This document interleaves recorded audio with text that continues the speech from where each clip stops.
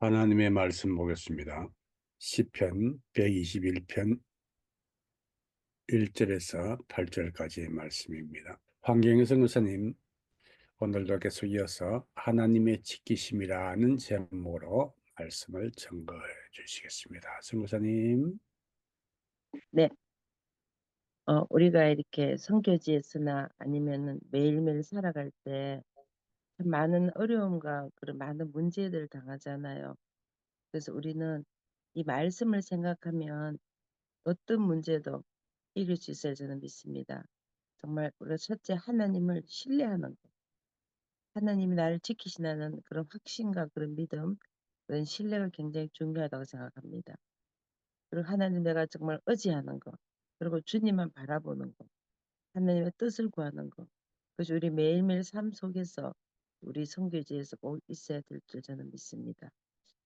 저는 이 제 삶을 뒤돌아보면 매 순간이 하나님의 지키심이었다는 것을 저는 확신하고, 그 하나님 지키심이 없었다면 제가 이 자리에 있을 수 있을까? 매 순간 그 생각을 하게 되거든요. 어, 저는 이 말씀이 너무 가슴이 와닿는 것이 정말 그 말씀 한 구절 한 구절이 제가 다 경험한 그런 일들인데요. 제가 사우디아라비아에 23살에 선교사로 나갔어요. 뭐 여러분 아시다시피 지금 또 그 중동 지역은 이슬람이 굉장히 강하고 지금 또 나가서 복음을 전하면은 그냥 다 사형하잖아요. 제가 갔을 때는 41년 전이니까 훨씬 더 험하겠거든요. 그러니까 복음을 전하면 바로 감옥, 추방, 사형 그 중에 하나였거든요. 근데 제가 그때는 나이도 어리고 또 결혼도 안 했고 남편도 없고 자식도 없고 눈에 뵈는 게 없는 거예요. 그래서 정말 순교를 각오로 제가 23살에 사우디에 선교사로 나갔었거든요. 그때 제가 거기서 이제 1대1 제자 훈련도 하고 주일 예배 인도도 하고 그렇게 있다가 이제 제가 그걸 하는 것을 발각이 된 거예요. 이제 발각이 되면은 바로 추방, 감옥, 사형 뭐 하여튼 그 중에 하나인데 하나님께서를 기가 막힌 방법으로 출애굽시켜 주신 거예요. 요즘 지금 그 이스라엘 하마스 전쟁이 일어나서 레바논에 그 헤즈볼라에 막 공격하고 그렇게 하니까 한인 교포들 또 선교사님들 출애굽하고 계시잖아요. 지금 뉴스 보면 다 나오시지만. 근데 그때도 제가 생각해 보니까 굉장히 위험 가운데 있었는데 하나님을 갑자기 미국으로 보내신 거예요. 지금 생각해 보니까 하나님이 그때 나를 지켜주셨다는 거. 정말 내가 어떤 어려움 속에서도 지켜주셨다는 거. 나의 생명을 지켜주시고 보존해 주셨다는 거. 물론 그때 죽었으면 순교했겠죠. 할렐루야. 순교했는데 아마 하나님이 좀 할 일이 조금 남아 있었나 봐요. 그래서 저를 살려주셔서 또 결혼도 하게 하시고 또 자녀도 낳게 하시고 산전수전 다 겪게 하시고 그래서 지금 이렇게 저를 사용하시는 거 보면은 정말 우리가 매 순간 하나님 인도하심과 보호하심과 지키심이 없으면은 한순간도 살 수 없다는 거. 저는 제가 사우디아라비아에서 그걸 느꼈어요. 제가 그때 그 위험에 당했을 때 제가 골방 같은 게 있었어요. 사우디에 옥상에. 그 골방에 들어가서 기도를 했거든요. 나는 그 기도를 들으신 거예요. 지금 생각해 보니까. 그래서 이렇게 살려주셨어요. 그리고 또 이제 제가 미국에 와서 또 이민 목회하면서 어, 정말 정말 많이 힘들었거든요.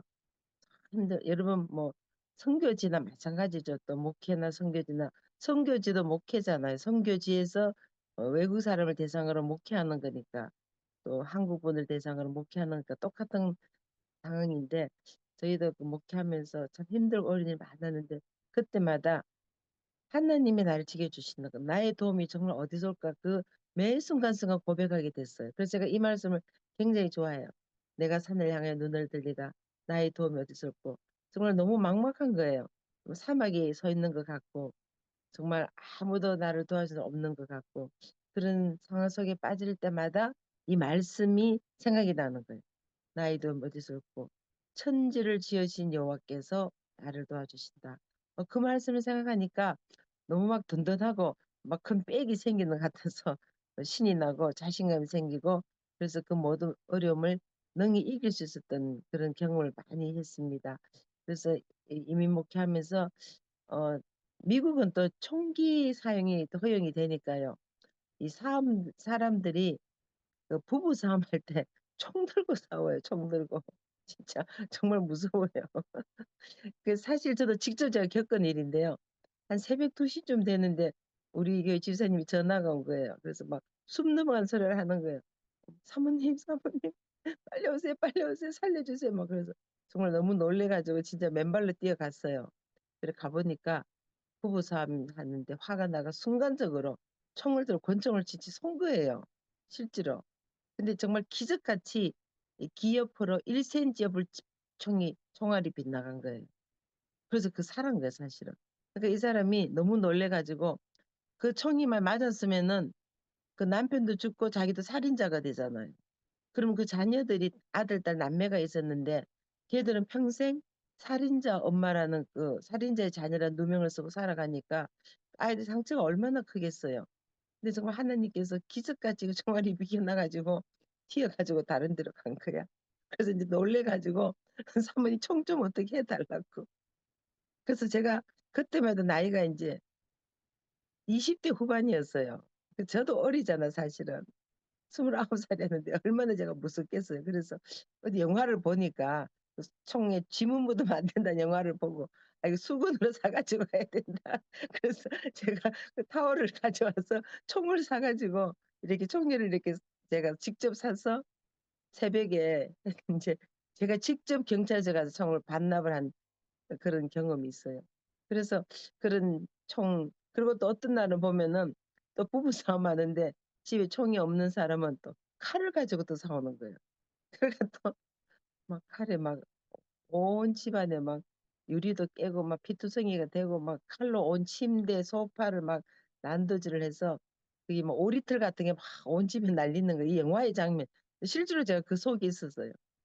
그런 총, 칼, 그런 위험, 또 어떤 때는 막 자살한다고 약을 먹고 자살한다고 막 그러긴 사람들 새벽에 가서 제가 또 간호사 출신이니까 이 사람을 거꾸로 엎어가지고 그거 토해내게 하고 병원에 응급 그게 데려가서 병원에서 위세척을 하고 막 그런 실제로 그런 많은 일들이 있었거든요.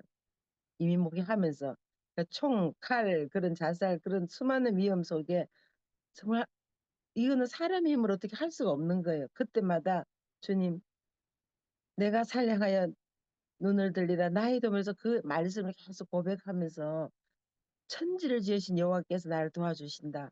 그 말씀을 생각하니까 그걸 능히 감당하고 이길 수 있더라는 거죠. 그리고 제가 이제 그 목회하면서 또 차를 운전하다가 또 차가 한번 뒤집혀진 적이 또 있었어요. 제가 미국에서 차 운전을 160만 킬로 운전을 했거든요. 제가 운전의 달인입니다. 운전에. 1년에 기본 6만에서 8만 킬로 운전을 했어요.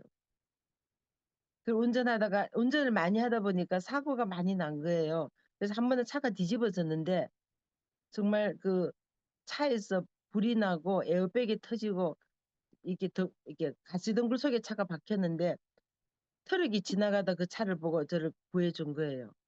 그래서 정말 기적같이 살아났거든요. 지금 그 생각해 보니까 그 차가 전복됐을 때도 하나님이 나를 지키시고 함께 하셨다는 거. 그래서 성경 말씀에 나오잖아요. 불 속에서 나를 건져주신 거. 저는 그걸 확실하게 경험했습니다. 불 가운데서 지날 때라도 주님이 나를 지켜주시고 인도해 주시고 보호해 주셨다는 거. 그 차가 전복이 되고 그 차에서 불이 나고 뒤집어지고 에어백이 다 터지고 그 에어백이 터지면서요. 그 에어백 안에 보니까 그 에어백이 이렇게 딱 접착이 안 되도록 거기다가 케미컬 가루를 뿌려 놓은 거예요. 그 그게 터지면서 얼굴에 그 화상을 입은 거예요. 케미컬 번이라 그러죠. 그 가루가 얼굴에 확 덮치면서 이 얼굴에 화상을 입어가지고 이 저는 돈 안 들이고 박피를 한 거예요. 돈 안 들이 교통사고 나가지고 껍질 한번 싹 벗겨낸 거예요. 그런 일 당할 때마다 아 정말 하나님의 지키심이 있었다. 하나님의 보호하심이 있었다. 정말 매 순간이 우리는 한 1초라도 하나님 도우심 없이 우리가 살 수가 없다는 거.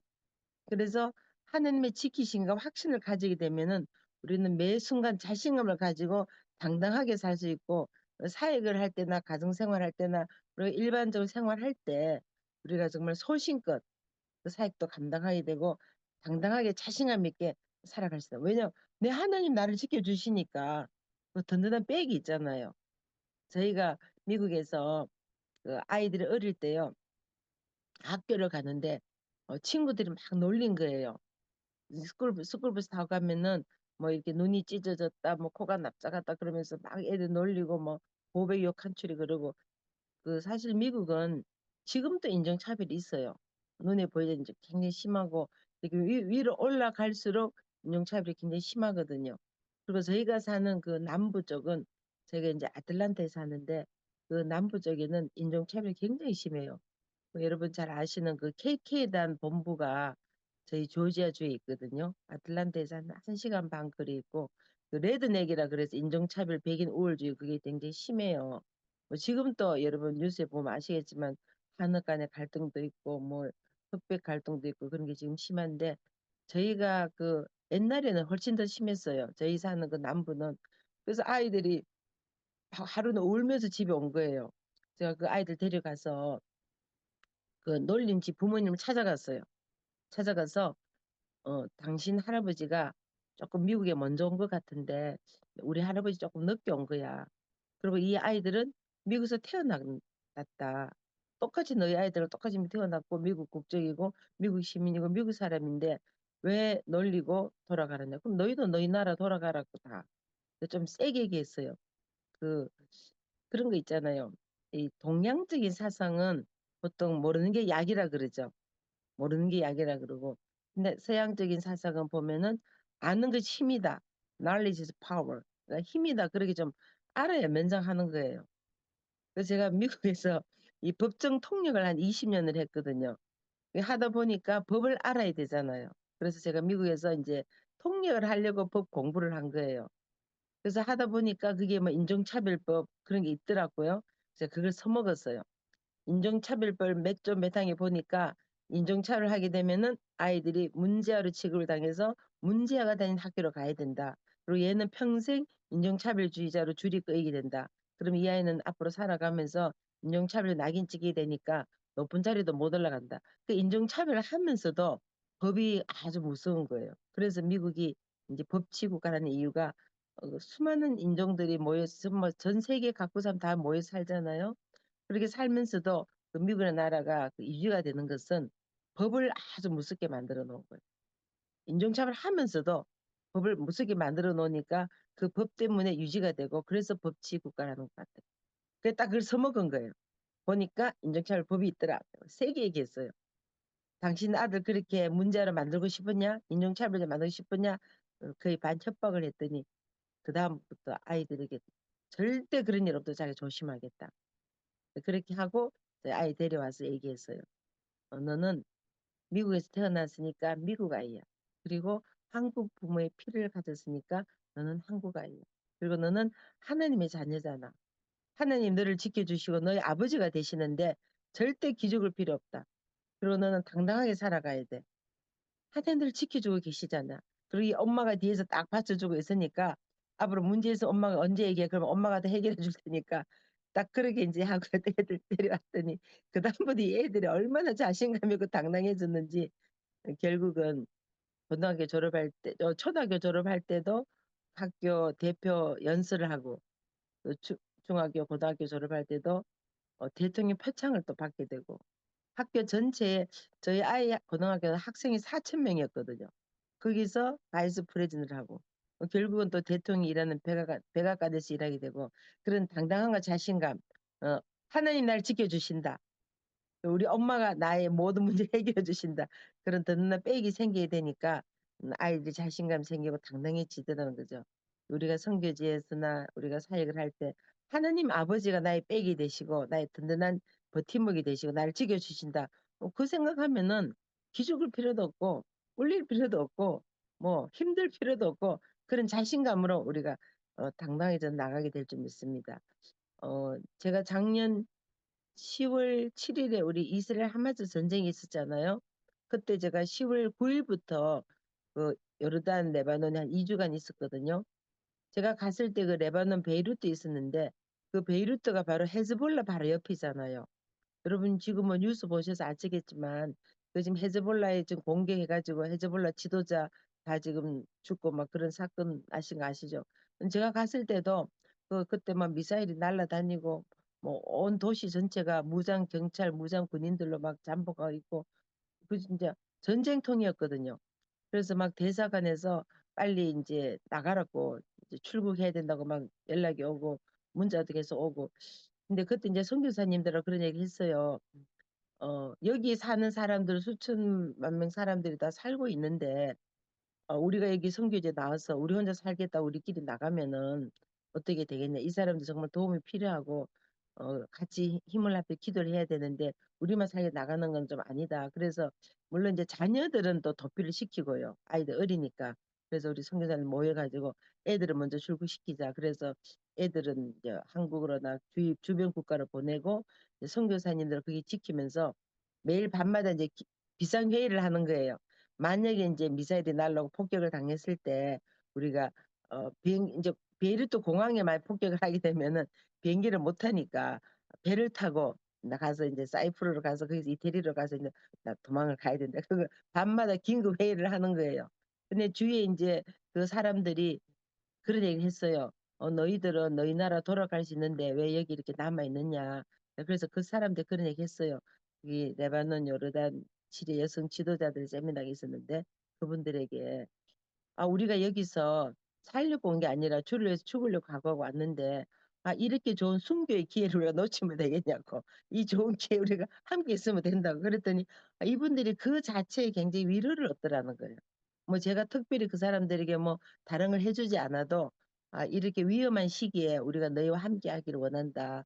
그리고 하나님께서 너희들에게 같이 기도하자고 하니까 이럴 때서 아이들이 굉장히 불안하고 얼마나 힘들어 하겠느냐. 그리고 우리가 같이 이 자녀에서 엄마들이 기도하자. 여성 리더들이니까 같이 기도하자. 그러니까 그 자체만으로도 다른 뭐 설교 아무것도 안 해도 그냥 곁에 있어주는 것만으로도 그건 굉장히 힘이 되고 막 은혜가 된다. 어떤 사람은 울고 그래요. 그래서 우리 이때 우리 순교 각오를 한번 해보자. 이 좋은 기회를 왜 놓치느냐. 우리 죽을 각오를 하자. 근데 하나님이 안 죽게 하시더라고. 살아 돌아왔습니다. 이렇게. 그래서 우리가 어떤 상황 속에서도 하나님 아버지가 날 지켜주신다. 그럼 우리가 뭐 선교할 때 당당하게 할 수 있잖아요. 또 죽으면은 순교하는 거니까 굳이 죽음을 두려워할 필요가 없다는 거죠. 하나님 나를 지켜주시니까. 그래서 이스라엘 지키시는 졸지도 아니하시고 주무시지도 아니하신다. 제가 차가 전복될 때 하나님이 저는 그때 차 전복될 때요. 제가 깜빡 졸았어요. 너무 피곤해가지고 운전하다 깜빡 졸았는데 나는 졸았지만 하나님은 졸지도 아니하시고 주무시지도 아니하시고 나를 지켜주셨다는 거. 그걸 제가 확실하게 깨달았거든요.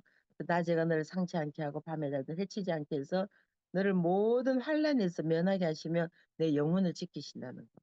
그래서 여호와께서 너희 출입을 지금부터 영혼까지 지키시고 계시는 거. 저는 이것이 너무너무 확실한 거예요.